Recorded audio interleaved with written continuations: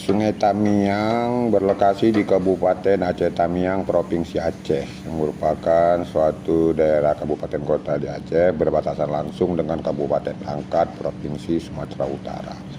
Sungai Tamiang ini bermuara ke perairan Laut Selat Melaka. Di Laut Selat Melaka banyak kapal-kapal yang melintas, baik kapal milik Indonesia maupun kapal-kapal asing.